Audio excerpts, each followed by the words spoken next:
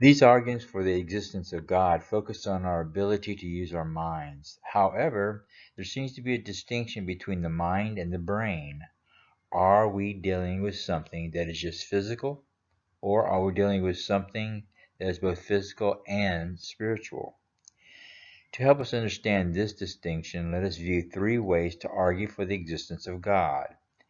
Existential, direct experience of God by way of personal revelation.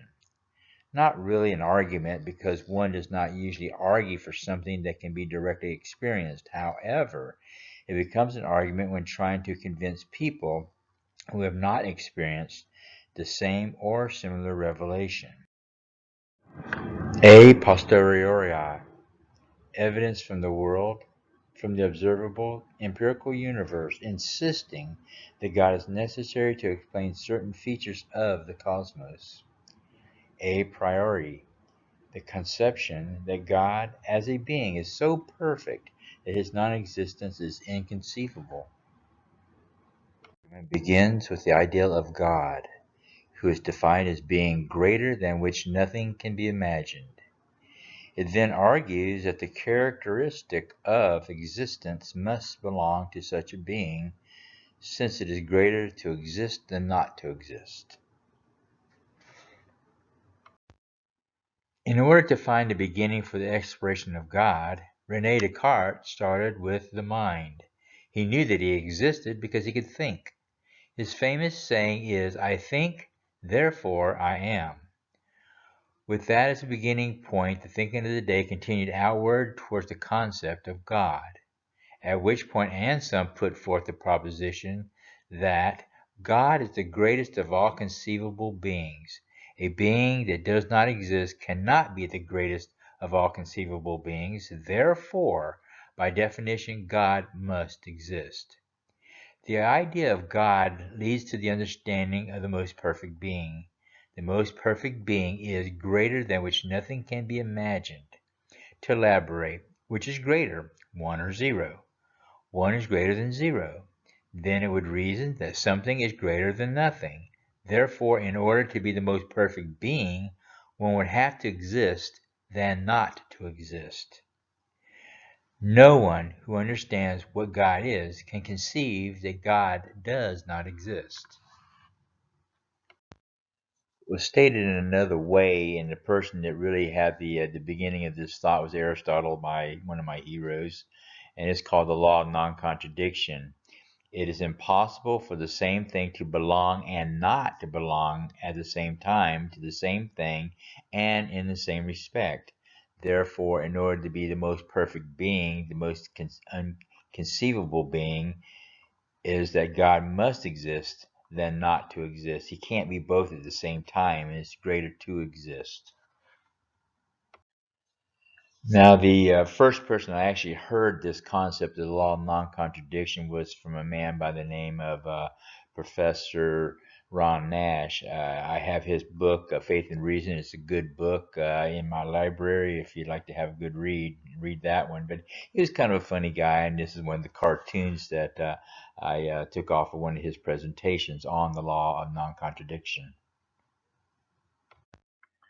Although these arguments seem logical, Kant stated that perfection is not a true predicate, and thus a proposition can be logically necessary without being true in fact. In other words, just because something is logically sound does not make it true fact. This can be said with each of these arguments. However, I believe that collectively there is enough evidence to create doubt in the non-believer and also to present substance for the believer to know that their way of thinking is viable. Now to continue the understanding of the difference between the spiritual mind and the physical brain.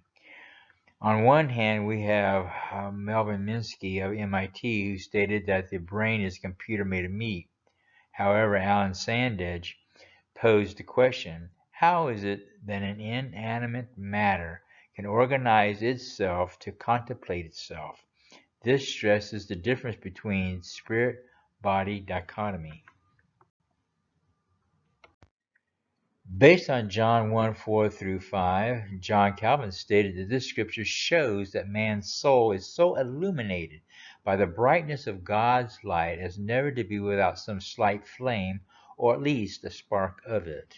He also said, still, we see in this diversity some remaining traces of the image of God, which distinguish the entire human race from the other creatures. God created man. God breathed life into man. In the image of God, God created man to love him. Can man create a machine to love him?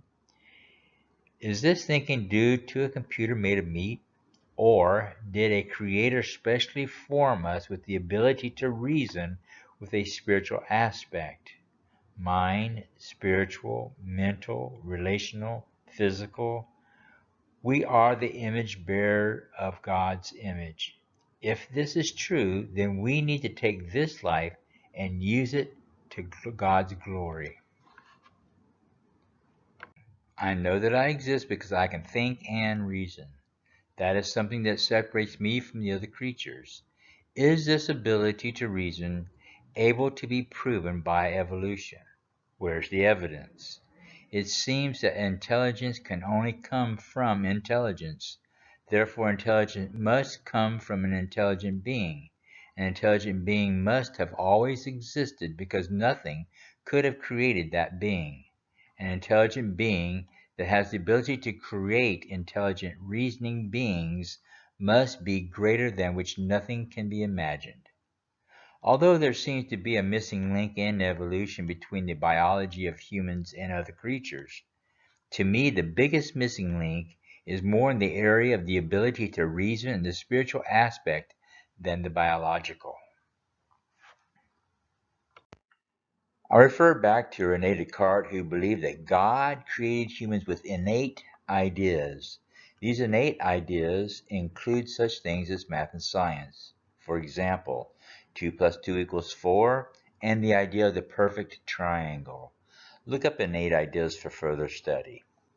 I believe that innate ideas are encoded into our DNA and give us the ability to connect with our spirit and to contemplate God.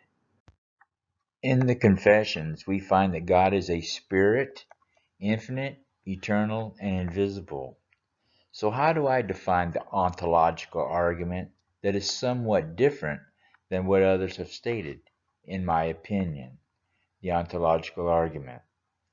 God is the greatest conceivable being because God is a spirit, infinite, eternal, and invisible, with the ability to create the physical universe that includes intelligent biological beings that are self-aware, with innate ideas, and have a spirit because they were created in the image of God, who is a spirit.